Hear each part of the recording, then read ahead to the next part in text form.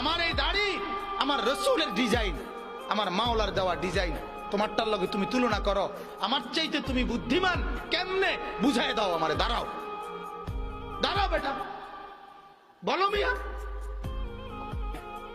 কোরআনুল কারীমে আছে আল্লাহ তাআলা বলেন, ওয়ালাকাদ খালাকনাকুম সুম্মা সাওয়ারনাকুম, বান্দা আমি তোমাকে বানিয়েছি, আমি তোমাকে সাজিয়েছি। বানাইছে কে? সাজাইছে কে? হ্যাঁ, এটা কোরআন। আল্লাহ বলে আমি বানিয়েছি, আমি সাজিয়েছি। আমার সাজের চাইতে উত্তম সাজ হইতে সিবগাতাল্লাহ, ওয়ামান আহসানু মিনাল্লাহি সিবগা। আল্লাহ বলেন বান্দা আমি মাওলার রঙে রঙিন হও, আমি মাওলার রঙের চাইতে উত্তম কোন রং ঢং আর হইতে পারে না।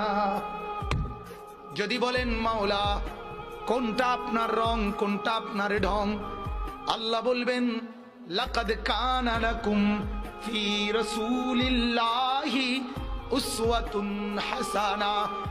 আল্লাহ বলবেন বান্দা ওই যে আমার এক বন্ধু পাঠিয়েছি, যে বন্ধুকে 63 বছর জমিনে রেখেছি, যে বন্ধুকে 23 বছর দিবানিশি তোমাদেরকে দেখিয়েছি, বন্ধুর হাসি, বন্ধুর কান্না, বন্ধুর হাঁটা, বন্ধুর চলা, বন্ধুর আহার, বন্ধুর নিদ্রা, বন্ধুর চলন, বন্ধুর বলন, বন্ধুর আচরণ, বন্ধুর উচ্চারণ, ওইগুলোই হচ্ছে আমি মাওলার রং আর ঢং।